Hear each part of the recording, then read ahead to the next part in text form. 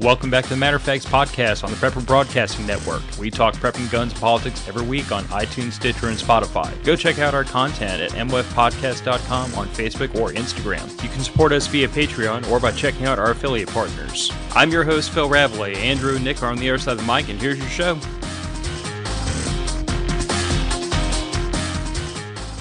Welcome back to Matter of Facts podcast, right in the middle of having a sip of disaster coffee, because most days that is the only thing that allows me to mimic adult behavior for a full, shift.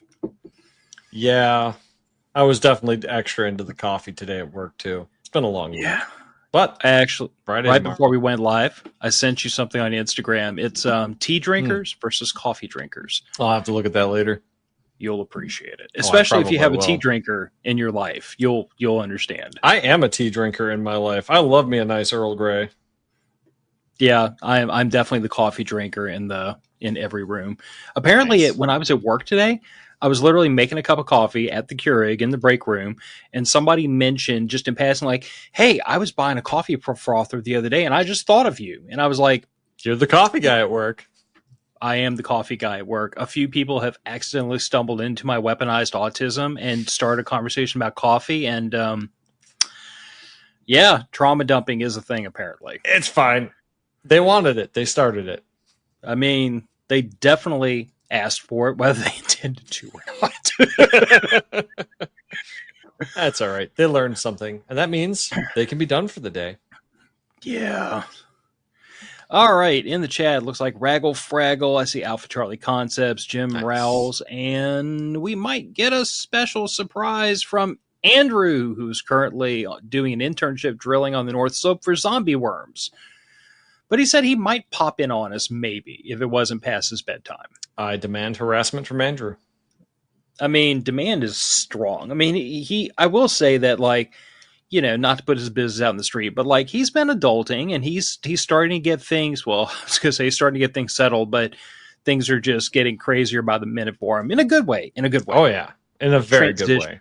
Transitionary period in his life, and sometimes you just got to take a step back from goofing off with your friends and focus on things.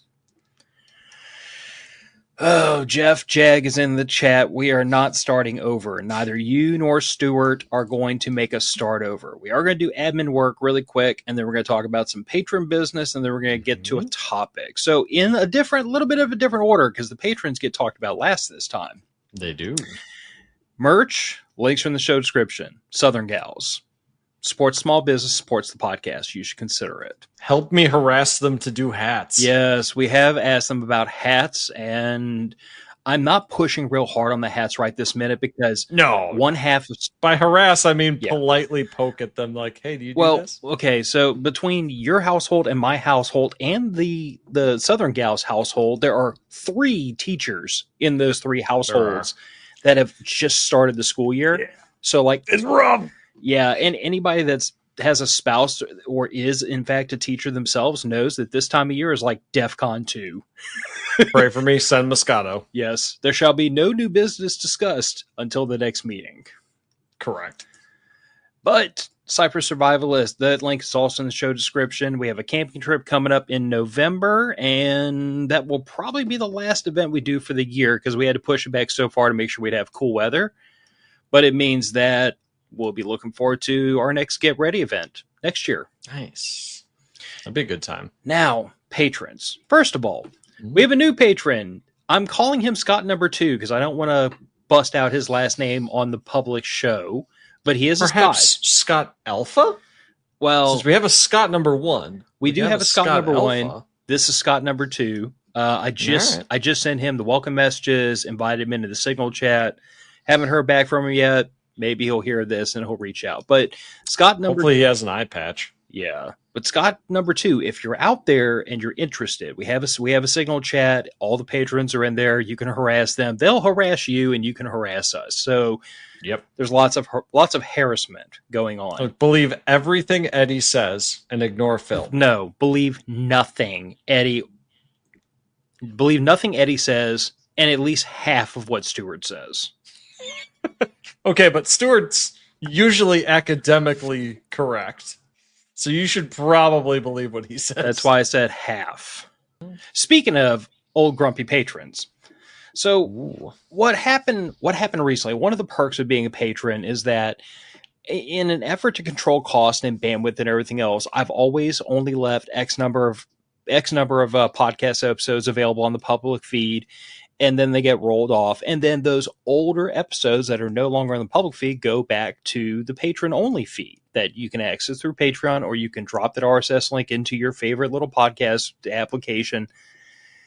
And it was recently pointed out to me that in an effort to like kind of leave more meat on the bones for the higher tiers, I had set some episodes to where you can only access them at like the $10 or the $20 levels.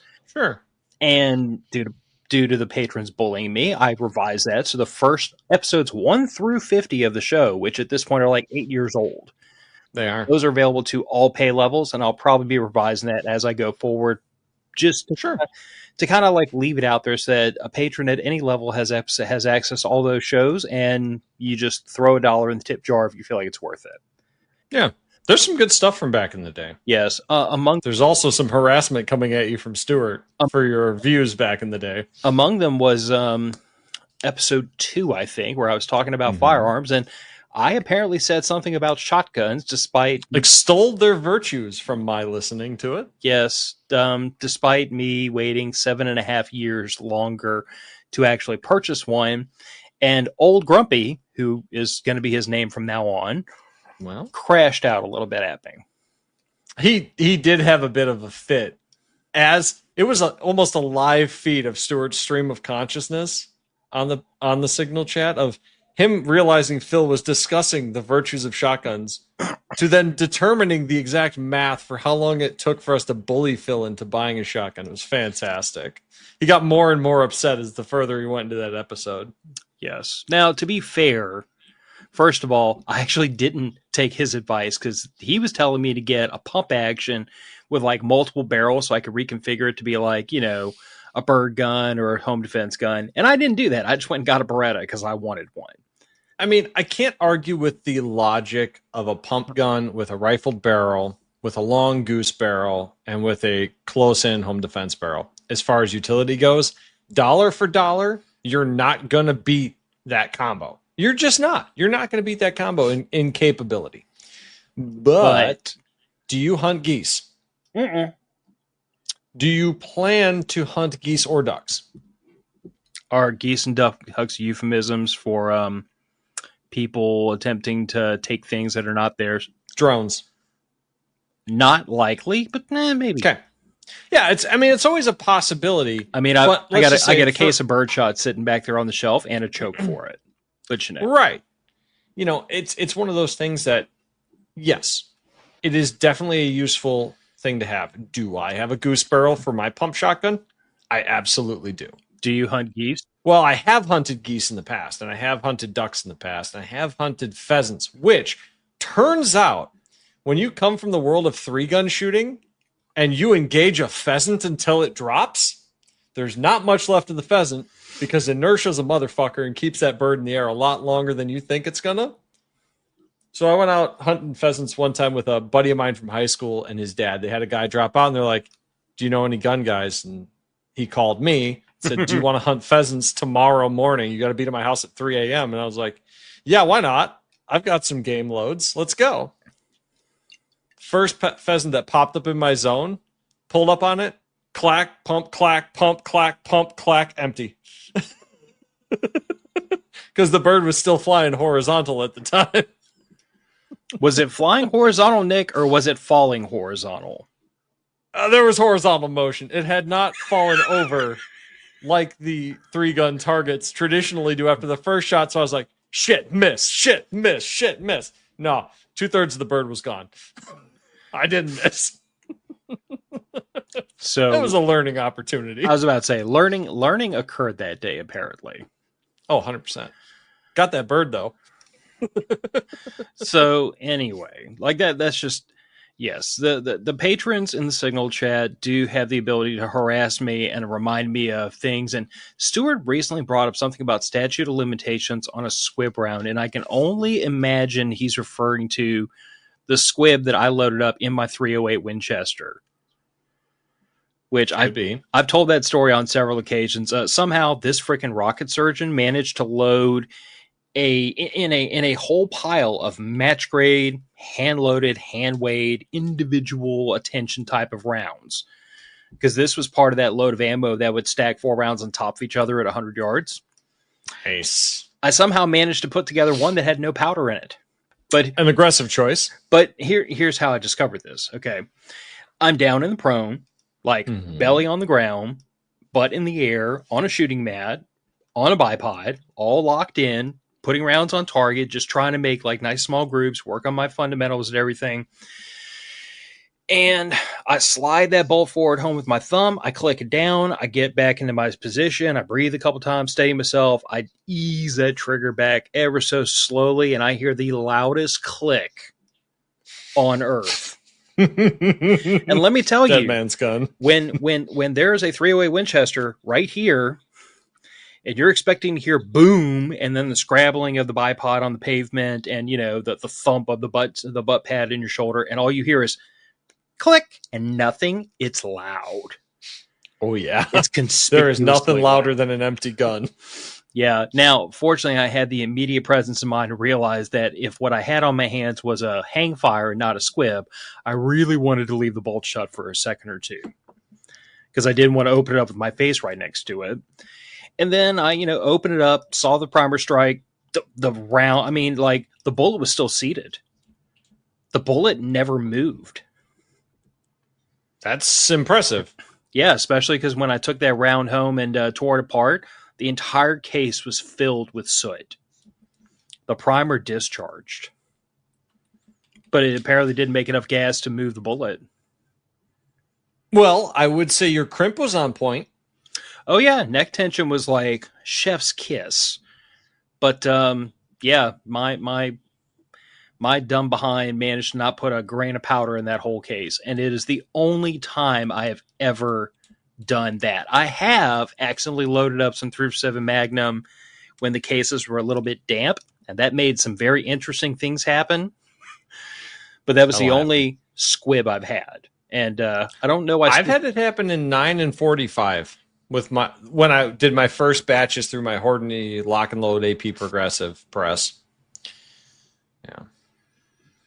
Yeah, Jim's right. Primers do make a pretty loud pop, but if you're double plug shooting heavy rifles, it's a very quiet pop, but you hear the mechanical click of the primer through your jaw. Yeah. I honestly, I never even heard the primer, which would make sense if the bullet didn't move. I mean, the noise was contained within the case, within the action. Yeah. The biggest thing, I mean, like I said, the loudest thing I heard was just the sound of that striker whacking the primer. Yeah. But I don't know. Maybe in my mind it was louder than it was, but it was loud. Yeah, it's one of those things. I don't know, man. Have you ever misload a mag on the range and you get that click in your pistol and it is just wildly loud? It's like thunderous silence. What you're expecting.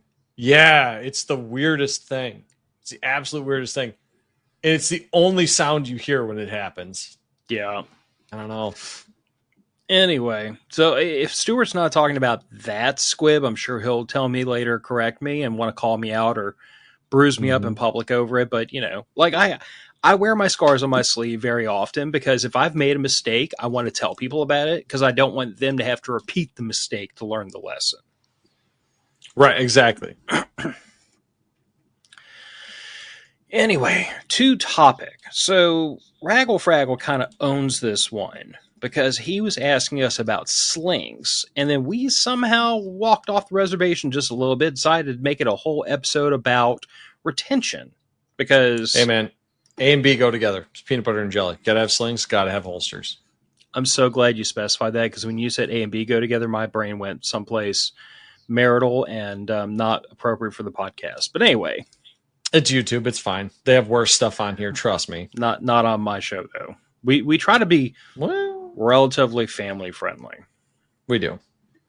Mostly. Mostly. But anyway. So I think we're going to start off with holsters. Yeah. And then we'll have a good old argument about that we already started. Then we'll move into slings. That's true. We are good at starting arguments before the show. Well, but the truth of the matter is, like, you and I already started having this conversation because, like, to me, holsters fall like you can make the argument of holsters can be like inside the waistband, outside the waistband, but honestly, the categories I throw all holsters into, is it passive or is it active retention? I would agree with the two categories. Is it passive or is it active retention? And from there, it's subcategories. I'll give you that. Does that make sense? Yeah, but because like you've got your full kydex there of your outside the waistband. Got your hybrid, crossbreed kydex leather inside the waistband. I didn't throw my hybrid in here. Inside the waistband, that's the minimalist. By the way, these are uncomfortable as shit. That's if why you have an aggressively stippled grip, skip it. Save your money. I will say, as far as that goes, that's why I switched out the grips on that on my carry gun, because what I had on there at one time was ungodly uncomfortable.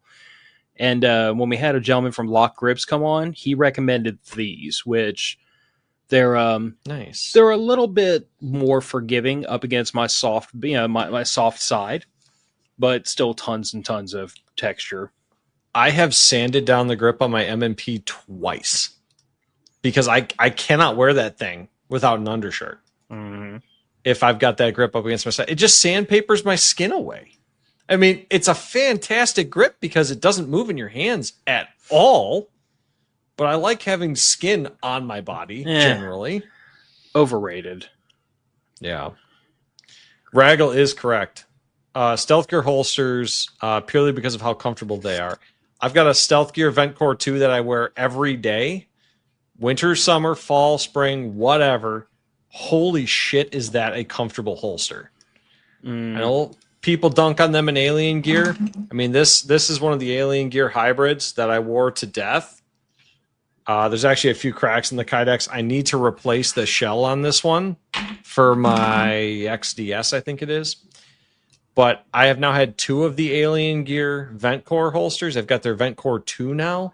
My God, comfortable.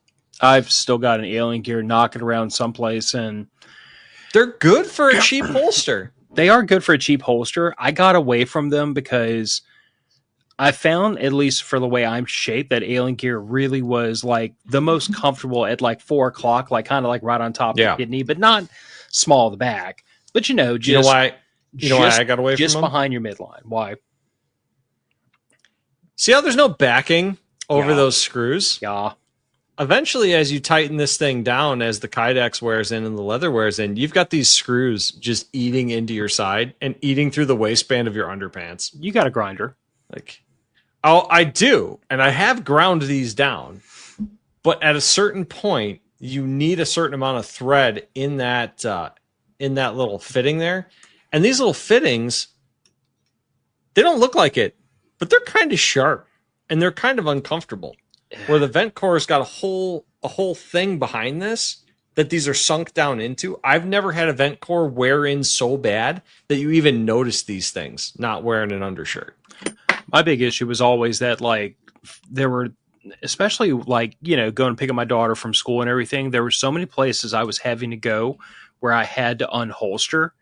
It became much, much simpler to have these single clip inside the waistbands, because I could literally, like, sitting in my truck, I could unholster, put the gun away, reholster sitting down. It got to the point where, like, they were just more utilitarian, even if the Alien Gears were very, very comfortable. Yeah. But the reason I divide things into these two categories, and I will imagine we're going to have a slight disagreement about it, but maybe not, is because I've always been very, very unyielding whenever we get into conversations about open carry versus concealed carry, that if you're going to open carry, I always demand retention holsters.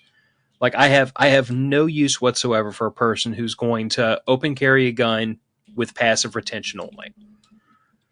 And I'm not saying that to say, like, you shouldn't be allowed to. It's a free country in most places. Like, you should be allowed to do whatever you want within reason. I'm just saying that for me, if you're going to carry a gun where it's exposed and it's open and people might want to take them from you, as we've seen in plenty of clips all across social media, you probably should have a little something extra to make sure the gun stays in the holster until you're ready to pull it out. Well, let's just talk about environmental factors before you're even considering people taking the gun from you, which, let's be honest, can happen in an active retention holster if the person understands what they're doing. Mm-hmm. What if you're getting in and out of your car? I'm the primary driver. I'm right-handed. I'm getting in and out of my car. That gun could be bumping any number of things getting in and out of the car. Do I need... Now, I don't carry a 320, so it's not so much of an issue, but do I need that thing falling and knocking into the ground? No. Do I want to have to, like, if I'm walking around in the woods, deal with my gun getting caught on a stick and coming out of the holster? Because I've had all kinds of crazy shit get caught on sticks and pull out of things in the woods. Mm-hmm. It's ridiculous. I mean, if you're going to have an exposed sidearm, I do think that active retention is probably your best bet. Yeah, and like you and I talked about before, like I've done enough draw strokes on the clock between active retention and passive retention to know that active retention costs me a couple tenths of a second on a draw, but yeah, it's one of those things where it's like, okay, I am perfectly comfortable trading a little bit slower draw to make sure that in odd situations, like with a woods gun, or like that little J-frame of the ankle holster. I mean, that has a retention strap and a snap across the back of it because it's on my ankle, and it should. And it would be extremely socially awkward if I were like wearing slacks and dancing with my wife, and the next thing I know, my J-frame comes rolling out the bottom of my pant leg on the dance floor. I mean, depends on how cool the wedding party is. Well, I mean, I'm not an FBI agent, so I'm pretty sure I can't get away with that. That was a nightclub. And it was a backflip, I know. It was. Which, still, dude, active retention if you're going to be pulling backflips on the dance floor. Sick moves, but not okay. Massive douche canoe. But anyway. Oh, yeah. Just made himself look like a complete idiot. Well, I mean, doing backflips on dance floor is a pretty good indication right there by itself. I don't know, man. I got some buddies with some pretty sick moves from the one time I attempted to go clubbing. I'll give you that. They pulled it off. But they pulled it off. But that one was douche canoe. Yeah. But anyway, so like, that's just kind of the way I feel about it. Like, if you're going to conceal carry, like inside, outside the waistband, passive retention, like do your thing. But I just think that there's an argument to be made for active retention in certain situations. Like, my only gripe is that if you're into weird guns like CZs, finding active retention holsters can be a real pain in the behind if you wander away from Glocks and Smith & Wesson M&Ps. There is a benefit to going with a mainstream popular striker-fired pistol. There is. There's going to be more end-user support. That just means you're going to have to pay a little bit more for your holsters, probably, and you're going to have less selection. I will say that when I got that Alien Gear holster made for my PO9, I mean, that was a full custom job, and they had it to me in 2 weeks for like $140. That's not bad. I mean, admittedly, this was 5 years ago now, but I mean, I wasn't unhappy with it. The only thing I'm unhappy about is that when I eventually cut that thing for a red dot, I'm going to have to chop the holster up a little bit. Yeah, or you could order a new one. I mean, you're not going to take the red dot off, so chop the holster up a bit and order a new holster anyway. Start training with the other one and then get a new one properly made for it. Yes, but I have a Dremel, and that basically makes me a gunsmith and a holster manufacturer, apparently. The gunsmith part, that hurts in the soul. That hurts deep in my soul. For those of you who are not watching the stream and hearing this in audio, Nick, I'm pretty sure I just saw Nick have a full body shiver. That was a problem right there. That is a problem. It'd be more of a problem. I mean, you can do gunsmithing with a Dremel. Please don't. Please don't. Please don't. Yeah. All right. Now, slings. So this is kind of what started started us down this road with the topic Mm-hmm. was Raggle Fraggle. His actual question was, how do you put slings on older firearms that are not really like meant for, I don't know if you want to say tactical or modern sling etiquette. Like, Mm-hmm. there's a whole bunch of guns like this Ruger Hawkeye that had a sling swivel, two sling swivels are both on the bottom, and they're really meant for a carry strap. It's not really meant for Absolutely. a sling that's going to be like across your body you're going to be able to shoot from. It's just not, they're not meant Well, for that. it depends on how you're using it. But yeah, if you loop up like the old school, Savannah hunters were doing, they actually work really well for that with the dual bottom swivel because it's going on your weak side arm, going on your left arm for most right-handed guys, your right arm for the left-handed guys.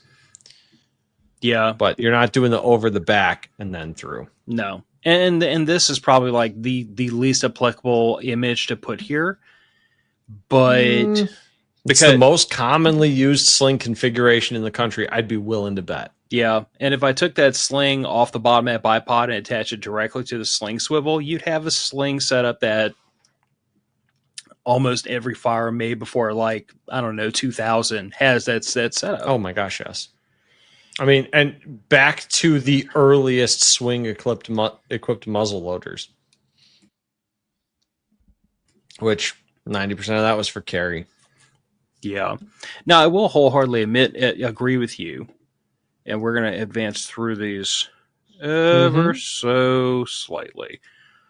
So, this is what I wanted to throw up next because I feel like this is kind of probably the best. Actually, no. Oops.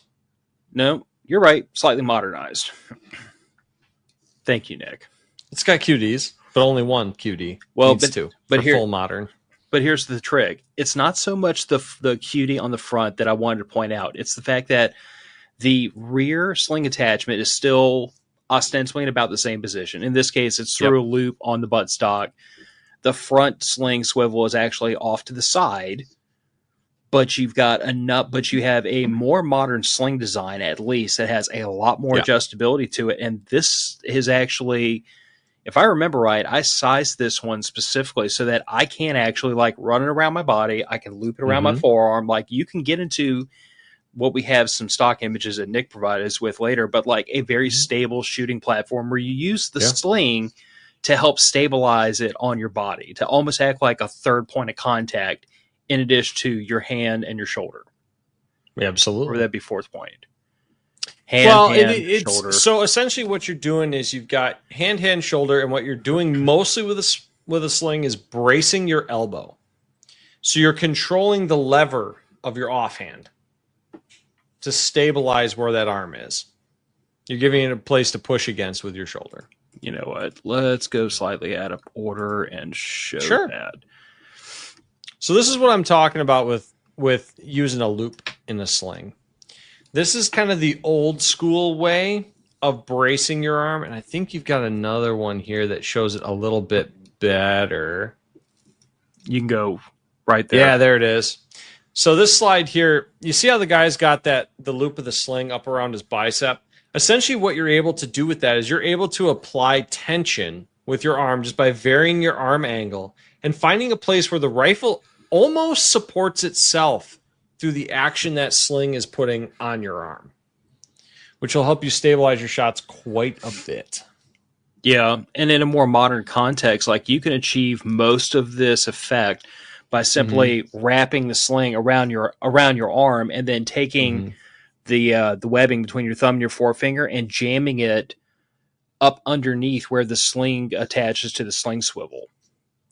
I've actually found if you size your sling correctly, you can, using your offhand forearm elbow, just apply pressure downwards and to the inside and apply tension on that sling over your shoulder and down under.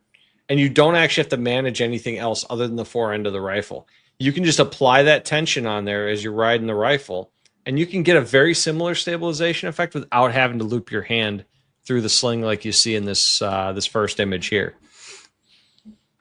Yeah. Not as good, but as far as like 3-gun shooting and you need to quick get in the sling, you know, you don't have time to set up like you're hunting wild boar or something like that.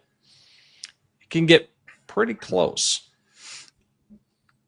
Yeah. But like I said, I mean, to me, I feel like you can achieve a lot of this with most long guns, with most sling setups, with appropriate sizing. Although I will Yeah, happily admit, like, the biggest problem I find you run into with a lot of older firearms is it's not immediately where the sling swivels are located, it's the length of the sling itself. Like when true. the sling is really only sized to be used as a shoulder carry strap, it takes away so much of the utility of it from a retention standpoint, from a stabilization standpoint. It And if does. you have I want to say, like, if you have a modernized sling setup, but really the modernization is that there's just more adjustability built into the thing so that you can actually use it in different ways. There is a lot more adjustability built into the modern ones, but the benefit of that is really coming from the nylon and the sliding keepers. Yeah, perfect. I was just going to ask you to pull that up. If you guys that have the video can look at this, great. If you don't, I'm going to try and describe it to you best I can. So It's it's a Magpul. I think it's an MS1 with a QD added to it. Like, honestly, this is one of the perfect sling designs in my opinion. The padded slings, they're nice, especially if you're going to be carrying your rifle long distance. But for utility and cost effectiveness, the Magpul sling hits just about perfect. You've got looks like 1, 2, 3, 4 sliding buckles there, so you can adjust your weapon in 4 different places and have retention of the extra material. I mean, the leather straps were typically hard limited at the butt end and had all the adjustment on the fore end. But as you can see from this image here, there's adjustability on both ends of the sling, which allows you to have almost, I would say, like a third more material for adjusting the sling length, depending on how you're going to be using it. yep. And that center swivel is quick adjustable. So, like, you can tighten this thing up to your heart's content. You can grab a fistful of it and put a lot of slack into it real fast. Like, there's all kinds of different things you can do to adjust this. Hang on a second. I don't think we have many of those down south. Appleseed is more of a northern thing. So, I will say, Jeff brought up, if you want a class, find your nearest Appleseed project. Fantastic class. Have not taken one myself, but I've heard it highly recommended. I will say this much though, Raggle Fraggle. I know where you live. They have Project Appleseed events in this state. Ominous Santa. I'm just saying, like, I know for a fact they have in the past. I haven't checked in a while because I was still looking into Project Appleseed, like when my daughter was showing some interest in shooting. She hasn't in a while. But at least the last I recall, they were still having events in 20, 30 minutes away from me, which isn't... Heck, if they're still having them in Illinois, I guarantee you they're having them in Louisiana. Yeah, and I actually went to one in Arkansas, so, like, it was not too far from Lake DeGray, actually. So, like, they have Project Appleseed events in most places. I know they have them down here in Louisiana. You should look into them. Anybody that's watching, like... Project Appleseed is an organization that, like, I love the mission statement, but honestly, what I love as much of as the shooting is the fact that they mix this very classical marksmanship with all of, like, the Revolutionary period American history, and they get down into the details and the nitty gritty. They tell personal stories that came from people's diaries. It's a viewpoint of, like, the first shots of that war that you will almost never get in American history, classroom. It really was like, to me, I took more away from the history lesson than I did the shooting, and I enjoyed the shooting thoroughly. I bet. I did not patch my first attempt. Well, to be fair, I've seen their requirements. They are not loose requirements. No. I would happily say that even back then when I did that event, like, I was usually a novice shooter. Like, it was not my first rodeo. I shot... I'd spent my time shooting AR-15s before, and that's what I brought to this event. But I did not patch. I got close, but I did not patch my first go-round. I bet I could slay that. But I've been shooting a lot more than you were at the start. Yeah, especially 6 years ago, 7 years ago. I was okay. Oh man, 5 years ago I was playing darts with a 30-06 at 300 yards. I had just bought my truck. I had Nice. my truck like a month when I brought it up there, and thank God I had the truck because the rock and dirt road to get to the gun range would have destroyed my little hatchback. Well, you know what? You would be surprised. I have seen some Honda Civics in some places I would not take my 1500. Okay, I had the only non-4-wheel drive truck, and apparently the guys were taking bets on whether or not they were going to have to tow me. All right. That's a good road. Yes. That'd be a fun one. Yep. Gas pedal and inertia. Gas pedal and inertia. Hey, if you know how to use your truck, you can get a 2-wheel drive awful deep. Yeah, it's the getting back out that's tricky sometimes. Yeah, once you're stuck, you're screwed with 2-wheel drive because you got no more wheels to go. But see, that's the problem with 4-wheel drives. Is when you get stuck, you're really stuck. Oh, yeah, you are stuck. Usually you're high-centered. Yeah. But anyway, moving on to the slightly modernized. This is, I put in here tactical. So this is probably the sling set that most people are trying to aim for. And I suspect this might have been what Raggle Fraggle had in mind when he said, how do you put this sling setup on like an older farm that was never meant for it? This is cuties. Wood screws. Yeesh. But no, seriously, man. Wood screws. How do you think those QD mounts are put into the wooden stocks? Pilot hole and a wood screw, man. I have a pack. I should have got them out. I don't know why I didn't. I have a pack of old school sling swivels. They have, I shit you not, a hardwood wood screw about 1/2 to 3/4 of an inch long, probably closer to in the middle, 5/8. They tell you to drill a pilot hole with a 1/16 drill bit and then drive that bitch into your stock. Okay, but if you drill a random hole and put a wood screw in some old beautiful thing like an M1 carbine or a Garand, I will personally drive to your house and punch you in the testicles. And it will be justified.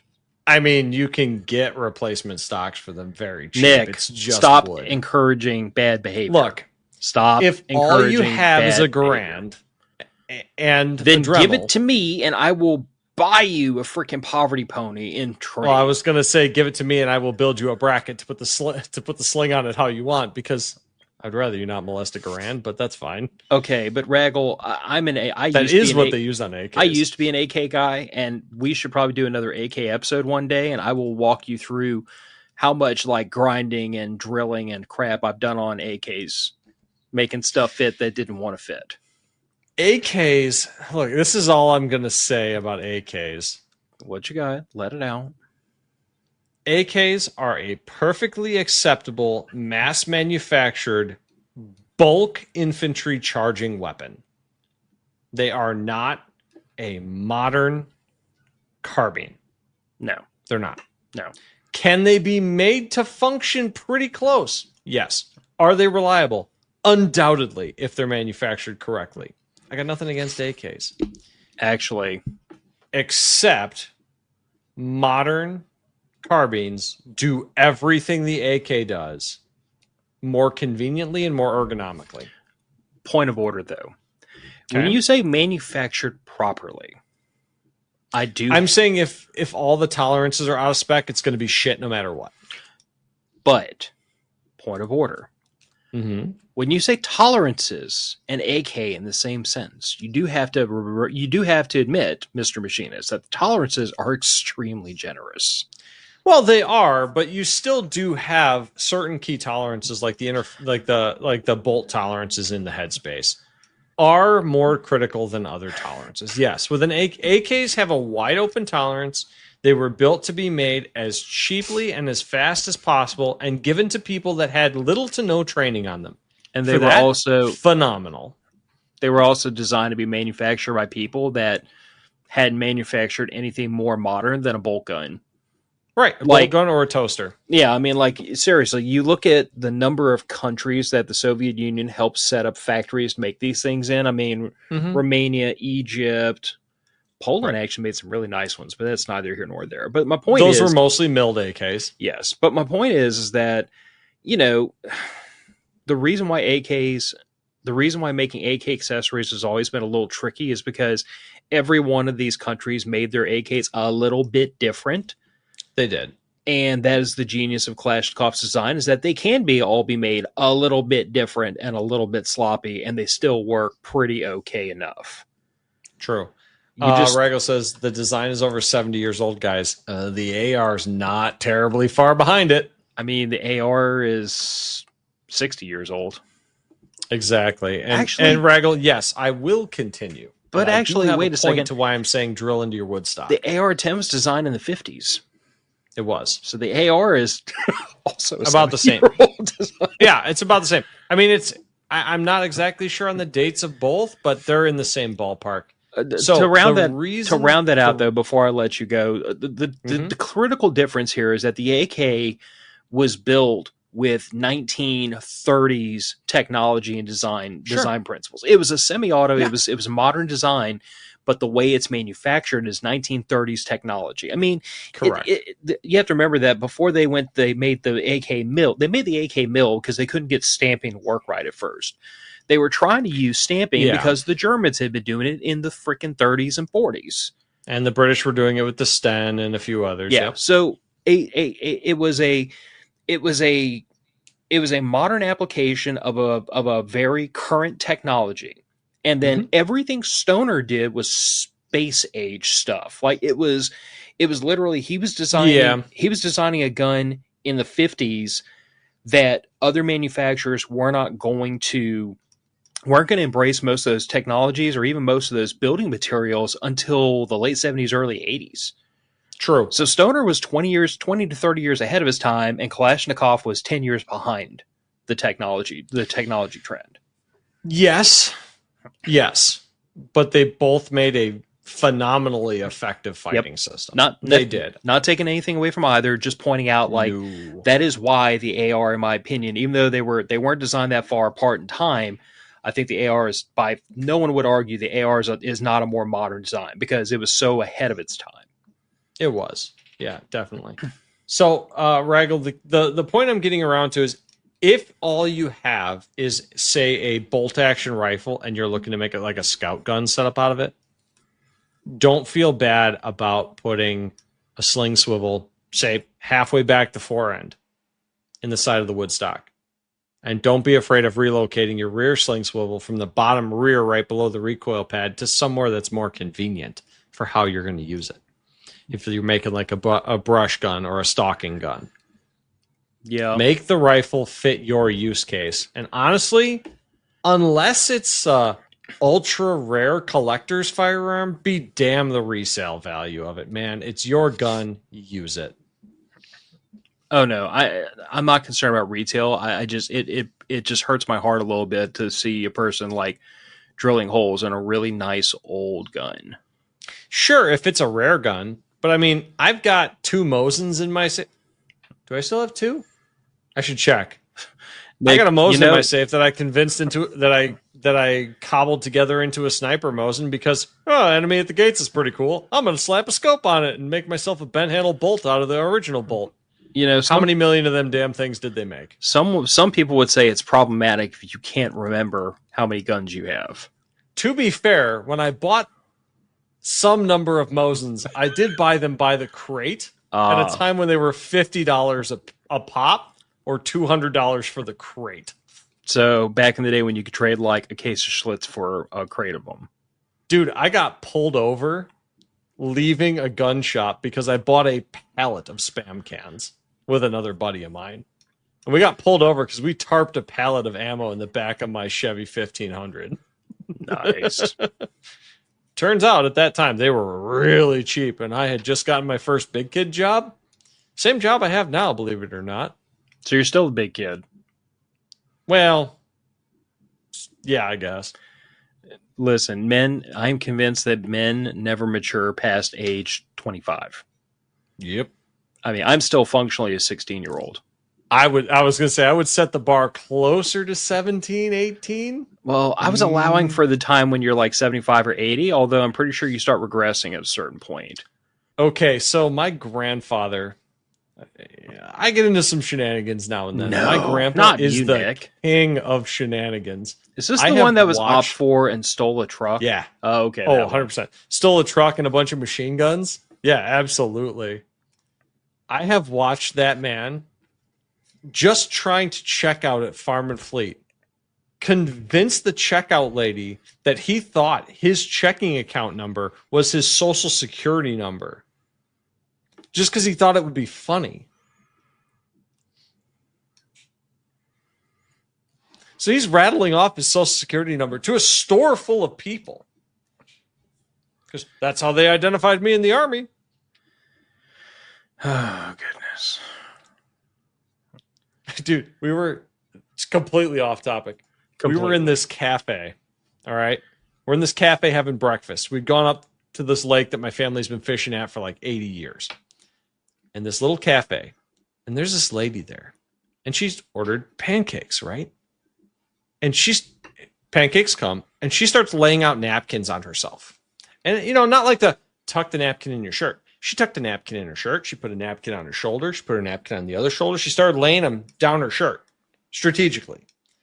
And my grandpa's trying to figure out how she's getting these napkins to stay where they are. And he starts laying on napkins all over himself. He turns around and asks her, he says, how do you get it to work? Is it like the material in your sweater? Halfway through her breakfast, she managed to get strawberry syrup on the one part of her sweater that did not have a napkin on it. And he asked her, he's like, so how's the rest of your day going to go? He just kept pestering her about the napkins. It was hilarious. My wife is correct. My grandpa also continually tries to convince my wife that there is a moose in places where moose do not exist. Why is everybody's grandparents cooler than mine are? I mean, when you get to that age, goofing around, why not? What's the consequences? What are they going to do? You're old. That is a good point. Anyway, I did want to slide back just 1 second because we're showing this sling setup where, you've got a sling attachment point kind of in the optimal position, like up near the top of the buttstock off to one side. I like the opposite side to where the forward attachment point is. That way, if you hold the sling, the gun just stands upright and doesn't try to flop over on its side. But that's personal preference. But the one thing I wanted to point out was that even with the way this other sling is set up, where you have it down at the toe, more the toe area of the buttstock, there's still enough slack in here for me to be able to like sling up with the gun in my shoulder, ready to shoot. Honestly, I prefer near the toe, but on the same side as the front sling swivel. That bothers me. I've not had a problem with it flopping over. At least running ARs when I used to be able to. I never had a problem with it flopping over. I will happily say, though, that when we talk about how you set up a sling, like, ultimately, I will tell you that you can go on, like, YouTube, Google, and everything else and look at the way different people set it up, try it, and then keep screwing with it until it fits you. I tell you, when I went to that shotgun class with Andrew, the first time I went up on the line with the shotgun, which was the first time I tried to run a sling shotgun in a tactical shooting class, before we got to the first round fire, I fucking popped the QD points and threw that shit on the other side of the firing line because it was just getting in my way. It was set up all wrong. I spent our first break tuning that in. You're going to do it wrong the first time. Odds are, unless you're really lucky. No, Stuart, we're not starting over. But I did call you old and grumpy at the very top of the show, so you can rewind it and enjoy that part. And I believe Phil admitted to being wrong about not buying a shotgun. I admitted to nada. Nothing.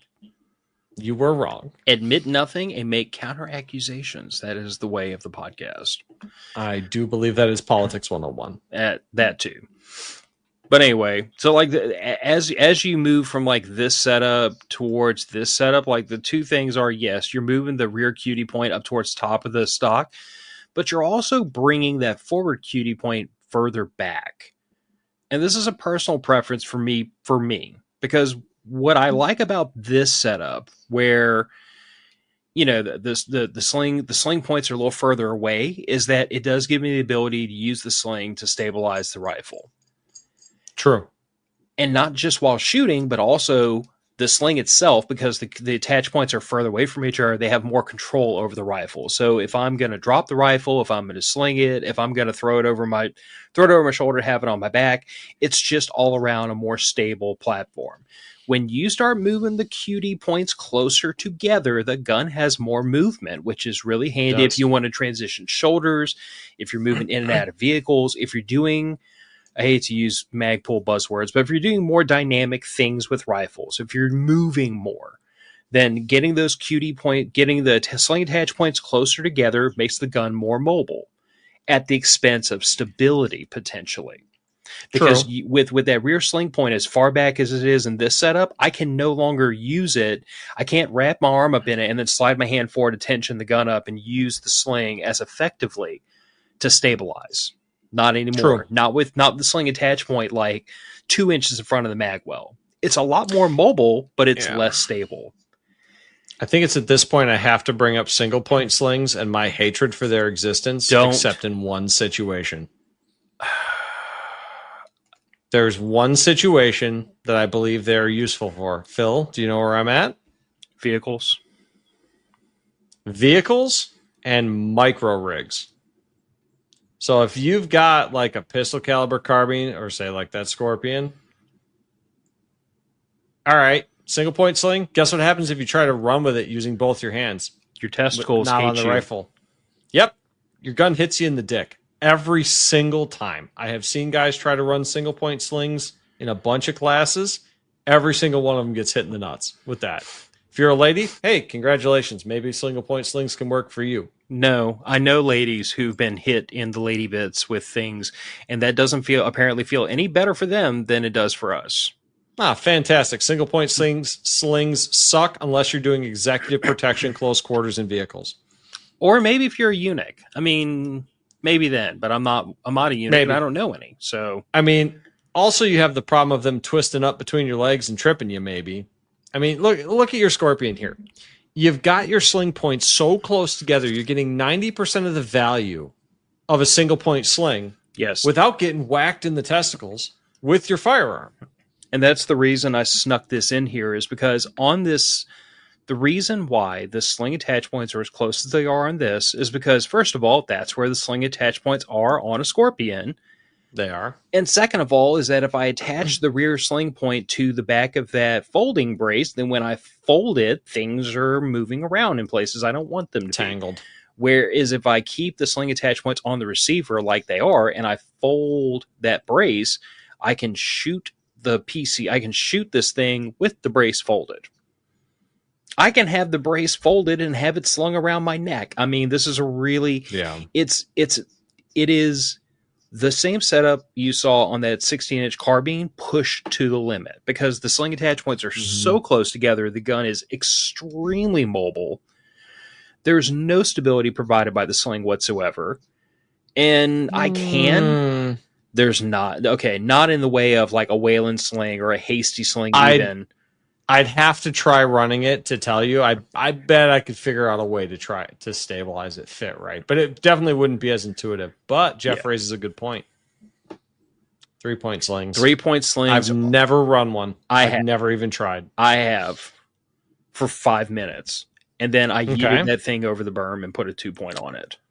2-point slings.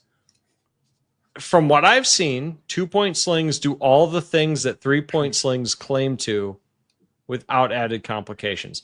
That said, have not tried to run one. The 3-point sling was an answer to a question that I want to say no one asked. But if somebody did ask the question that provoked the 3-point sling, then I hope they got their testicles blown off in a war. That's aggressive. It is. And 3-point slings are god-awful pieces of equipment. At least a single point has some justifiable, application where it kind of halfway works and makes sense. But 3-point slings make sense to nobody ever in existence. Yeah, I don't know. 2-point slings have always done everything I've asked of them, and I've not found a place where a 2-point sling was a problem. Again, I don't do executive protection with a micro Uzi in a vehicle. So, Yeah, but that's the thing about this setup being as compact as it is, with having a folding brace on it, with having the sling attach points as close to the R. I've literally had this thing slung up over my chest underneath a jacket that was zipped up. nice. I could have unzipped, unfolded, and been ready to shoot in seconds. It's a super, super compact setup. But the reason I put this in here was to illustrate that as the sling attach points come closer and closer together, you begin to get the mobility of a single point sling, but still some of the control of the 2-point. The further apart you spread them, you get less mobility. It does become a little bit more difficult to transition from one arm to another, shoot from really weird positions, but you get more stability over the rifle. So to to the original question that was asked here about how do you integrate modern sling etiquette or modern sling theory into older firearms, like, to me, that is going to be your dividing line. Is if you want to use this like in more of a classical fashion, where you're going to be using like a hasty sling, you're going to be using the sling to stabilize your shooting from a largely fixed position, sling attach points further apart, it works better. If you're going to be using this in a more dynamic fashion, more running and gunning, you want to be able to transition from one arm to the other, you want to use it like a more of a modern shooting style, sling attach points come closer together, or leave the rear attach point on the back of the stock and move the forward one further back, and that'll give you more mobility. Yep. Summerside, welcome to the government watch lists. That's all I got to say, man. Your government sucks. I'm in Illinois. I can't really throw shade. My government sucks just as bad. It's just less polite about it. Yeah, so the best I can tell you is that my heart breaks for some of y'all that live behind the iron curtains of totalitarianism or near totalitarianism. And, other than the fact that there's mosquitoes the size of chickens and a Cat 5 hurricane tries to kill you every 5 or 10 years. And, like the other day, it was 5:30 in the morning. It was 78 degrees and 99% humidity outside. Like, Louisiana's nice. Y'all can come down here. Cool firearm laws. Sportsman's paradise. Raggle, I don't have universal health care. That's correct. I have all the worst parts of Canada with none of the good parts. And even their good parts, the universal health care I hear is not great. Yes, but I will say overall, that at least in my limited experience, Canadians are much more polite people than Chicagoans.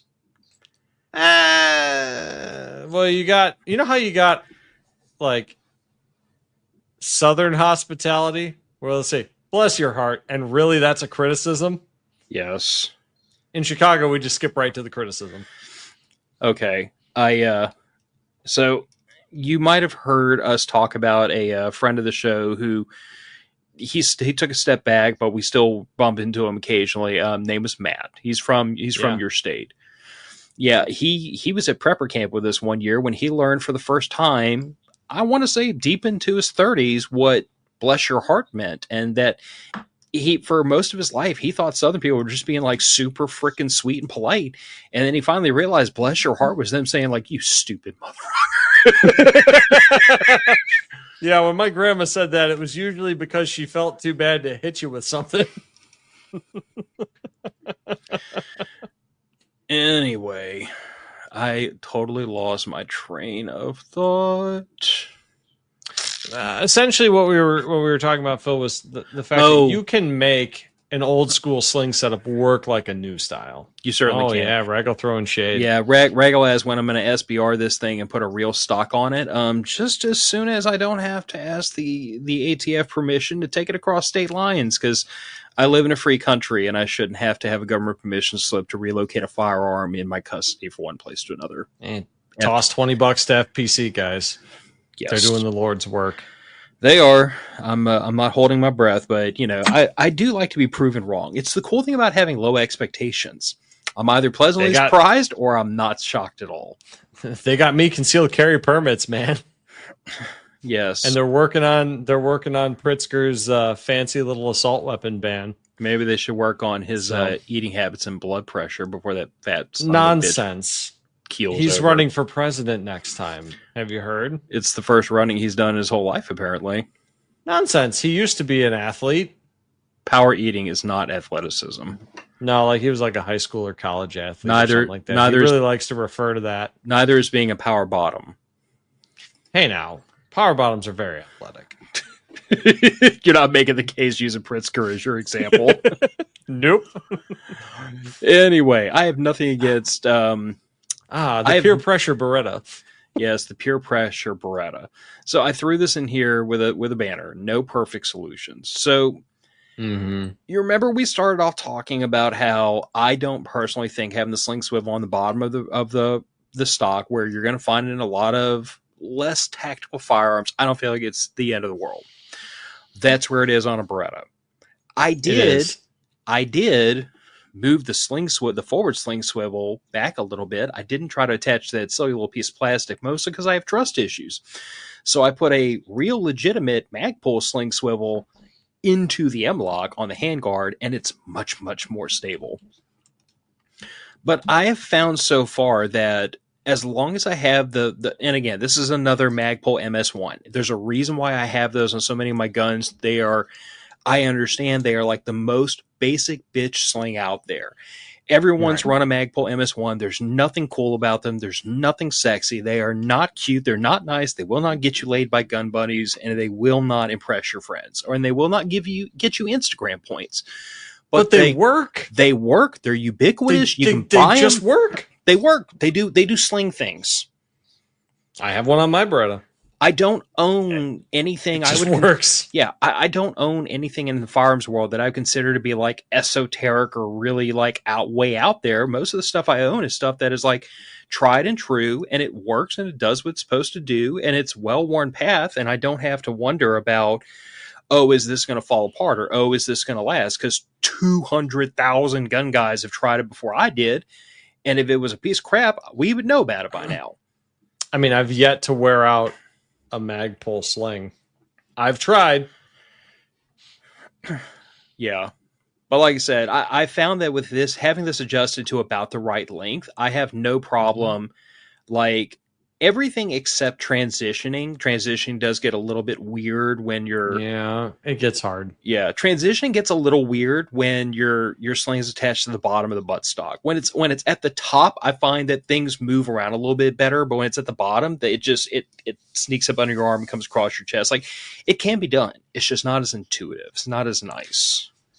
You know, having done a few different classes where we were moving through doorways, moving down hallways, entering rooms and stuff like that, I have found very few situations that couldn't be remedied by choking up on the rifle or shotgun, as opposed to switching shoulders. Now, I'm a civilian. I don't have the guaranteed government health care of a police officer or a military person, whatever quality that health care may be.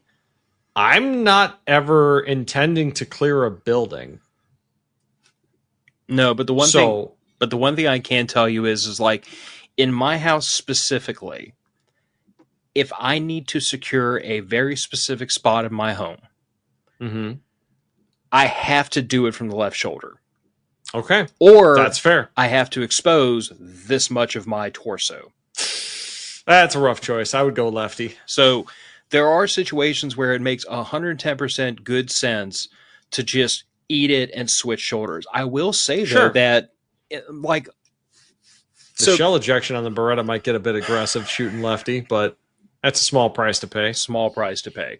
I will say this much, though. When you start talking about like modern sling theory and having to move from one shoulder to the other and doing things really dynamically, I will say that you can make up for a less than perfect sling length. You can make up for a less than perfect sling swivel location by taking your body out of the sling and just leaving the sling around your neck.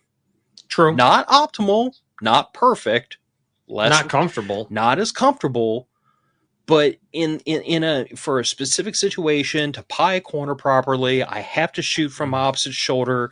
Just pull your arm down and through and out the sling, leave it around the back of your neck, swivel to the other shoulder, do what you gotta do, and then get back into it just as fast to make, once you break cover and move.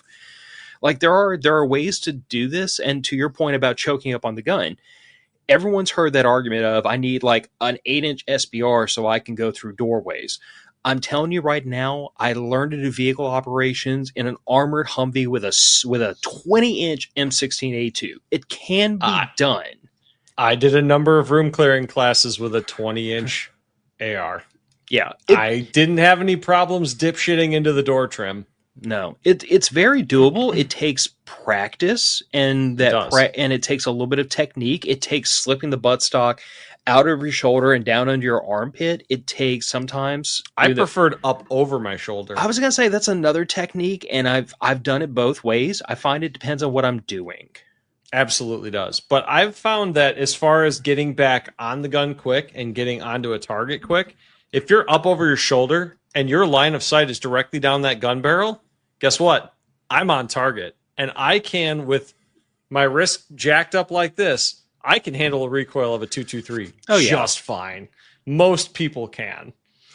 I guess my point is like, regardless of how you decide to do that, whether you like put some extra slack in the sling so you can transition one shoulder to another, whether you hang it around the back of your neck, whether you choke it above your shoulder, under your shoulder, like all these different techniques are out there and they're accessible. I always tell a shooter, like, you have to be willing to experiment and figure out what works for you. And that starts with how to mount the sling, where to mount the sling attachment points, how to run the sling, how much slack. Because to me, the proof is always going to be in the pudding of what works. Like you will have big push there for a training class. Yes. The internet will tell you there is only one the internet will tell you there's a million perfect ways to do something, and all of them are absolutely correct. Yes, and each person you speak to is the absolute authority on the correct way for you to do something when they've never met you and have no idea what shape you are or size you are. That's why I tell you, practice it. Train with it, do it on the clock, do it in a training class, do it at a range, do it dry firing around your house, preferably when your wife and kids aren't around because they'll look at you funny. Don't ask me how I know. Yeah. But practice it, and you will learn very, very quickly.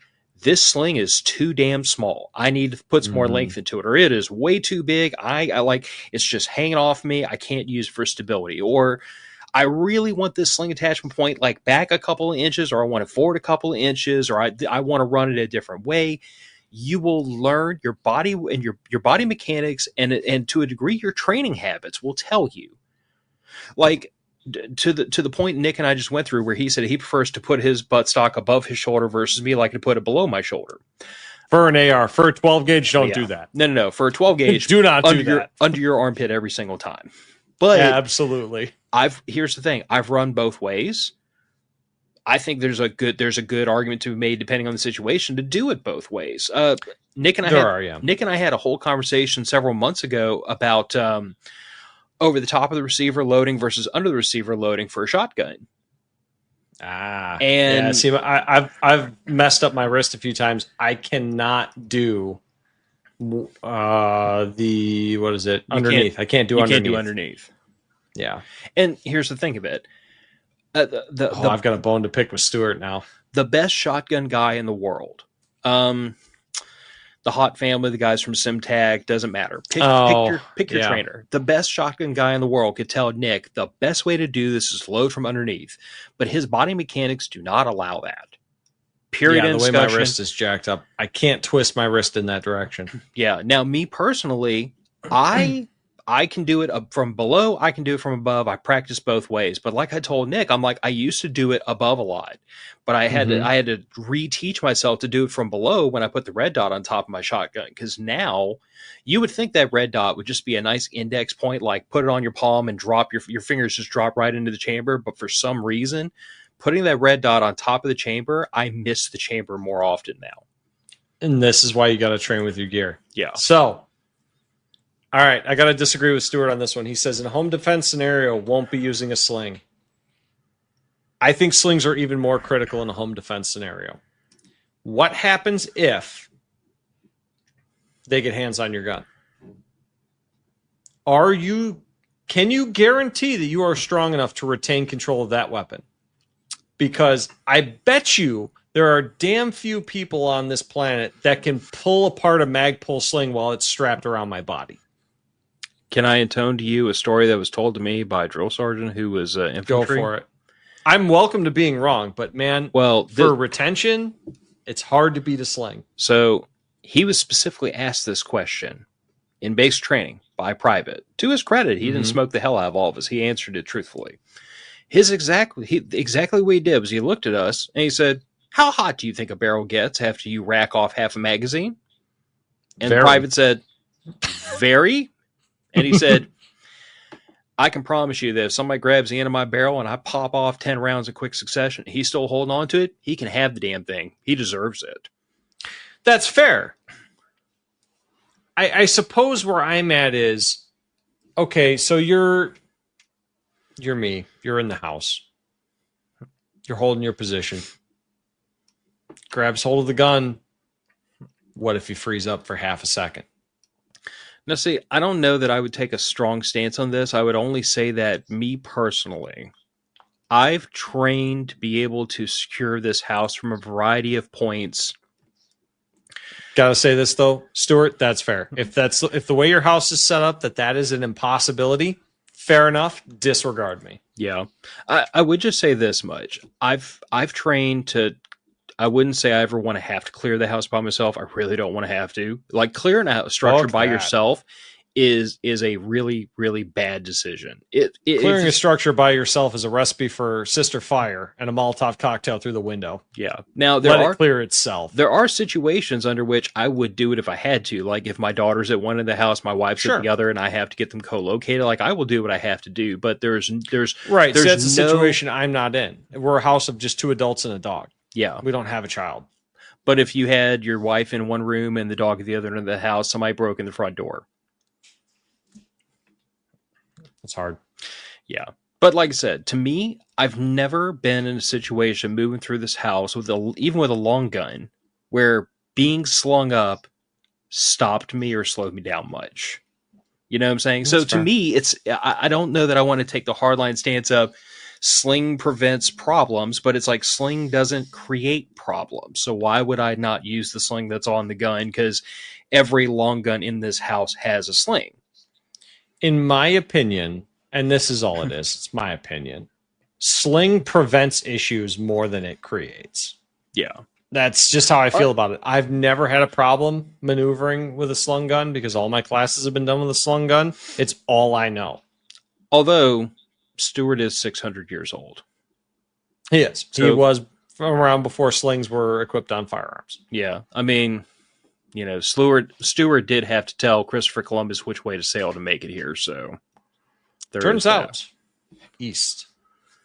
West, one of the 2. Holy Jesus, Nick. Depends on where he was going. Hey, he was trying to get to the east. Well, he screwed that all up. Well, no, he just hit a diversion that was full of enslavable peasants. Well, so was Europe at that point. Full of enslavable peasants or hitting diversions? Full of enslavable peasants. That's fair.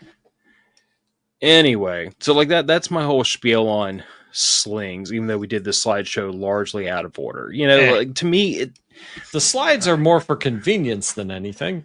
Yeah, I think at the end of the day, like, my big thing is, if you want to apply a modern sling theory to an older firearm, there are certainly ways. I mean, it really just comes down to, like, my first question would be, like, how do you intend to use the firearm?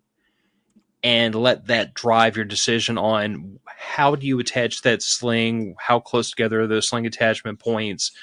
And then from there, you're literally just talking about, like, where do I sink the screw or where do I attach things? Or listen, I've seen slings literally like a piece of webbing wrapped around like where you normally grip like a, you know, like, what do you call it? Like a traditional, like a shotgun or a rifle stock, right? Where you normally grab it, have not the pistol grip, but what's the name for that part of a stock, Nick? Help me out. You know things. Completely blanking.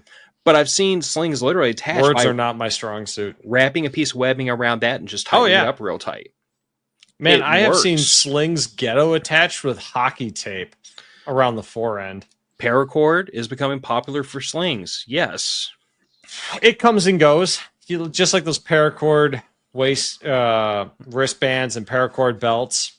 It comes and goes in popularity. I mean, do I see the advantage of a paracord sling that you could take apart? Sure. I think You could he's also talking just about keep 100 feet of paracord in your backpack. he might be talking about like a loop of paracord around some part of the weapon to attach a sling to it. Oh, maybe. So Raggle, clarify. So I don't know how visible this is, but this is a Strike Industries sling. They actually don't make this anymore, which is kind of annoying. It's a little Kevlar strand, isn't it? Yep. That holds it to the gun. Yep. Each end has a little loop of Kevlar reinforced nylon, and you literally run it through your sling attach point, and then loop it back through itself, and it secures like that. And it was like the perfect solution for these tiny little sling attach points. Oh, I see what you mean. Like a whole sling made out of paracord. Yeah, woven like those paracord bracelets you used to see at the gun shows all the time. Yeah, I've seen those. Those annoy me for perfectly irrational reasons. Well, I mean, I get having extra cordage with you. I get having cordage with you all the time. I keep a hank of paracord in my truck. I keep a hank of paracord in all my backpacks. My wife's hiking backpack has a hank of paracord in it. I don't know if she knows that, but it's there. If it becomes necessary, she'll appreciate it. Oh, absolutely. So, like I said, that's my whole spiel on like slings. I think arts and crafts. That's fair. I think that at the end of the day, when you get to talking about slings, I always say that like there's 100 ways to do that. And there's probably only about 5 that are truly wrong. Everything else is just degrees of right and what's best for your situation, your use case, and everything else. Thank you, Stuart. It was wrist. Wrist was the word I was looking for. Okay, yeah, the wrist of the stock. Yes. I couldn't conjure that freaking word out of my brain bank. And Nick, I wanted it to be a more complicated term than that. Man, I am not a word-em-a-fire. Yeah, steel cutter. It wasn't. I didn't want to say pistol grip because it wasn't a pistol grip. It's not a bird's head, because a bird's head's what happens when you do a sawed off in a felony. Yeah, felonies are fun, but they're felonies for reasons. Apparently, fun is bad. Fun is against the law. Although cannons are not against the law. I'm not sure about our Canadian compatriot here, but if you're in the Signal chat, let me know if cannons are illegal in Canada, because if you get in the Secret Santa, I might send you a cannon. You never know. I just remembered a meme that I showed my wife, and it made me giggle. It said, "Everything I like is blonde, expensive, or illegal." Accurate. I'm not a fan of blondes. Never have been. Well, my wife had just dyed her hair blonde. Ah, that makes sense. So, but definitely expensive and illegal. Yeah, tell me about it. There was a time there where you could eBay a top-of-the-line Russian modern main battle tank direct from Ukraine. I could not clear that one past the checking account or my wife. So, which one was putting the hardest no on you, Nick? Definitely my wife. I have an excellent credit score. And what are they going to do? Repossess the tank? I have a tank. Raggle, I absolutely saw the I absolutely saw the tank pulling the plow after the Ukrainian farmers stole it. Yes. Oh, you can't have cannons? Okay. Make sure if you do end up in the patron chat and you do end up in the Secret Santa draw at some point, you make that very clear, because I may do a Canadian felony if you don't, and I get you for Secret Santa. But is Summer Side of Life even a patron? I'm not sure. I don't know, but if they ever become one, or if any Canadians are out there and they do become patrons and they do get in the Secret Santa exchange, warn me ahead of time, or I will accidentally do a Canadian felony. Yeah, I wonder if he can have a flamethrower, because those are also a lot of fun. Well, given the Canadians' penchant for war crimes, I'm hoping yes. Perhaps. Anyway, let's go ahead and roll this one out. I don't want to Mhm. make it like an Italian goodbye, but you know what I mean? Like we always say, that this came about because one of the listeners asked a question, and a seemingly innocuous question spawned a minor argument, which is how podcasts start.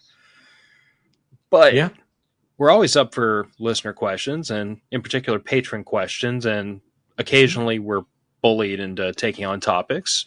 So if you're curious about something or just want to hear an opinion or a deep dive or some tism, you know, Instagram messages, Matter of Facts podcast contact form, Signal chat. You can leave comments on these YouTube videos or in Rumble. Sooner or later, we'll probably see it. Yep. And if we don't, just yell at us louder. Yes, and repeatedly. Yeah, that works very well. That's how we got Phil to buy a shotgun. Thank you, Nick. Thank you. I know, and you're going to work on me on night vision. Oh, it's coming. Oh, It's coming. I know. I've already got a set picked out. I'm not even going to work on you, though. I'm going to work on your wife.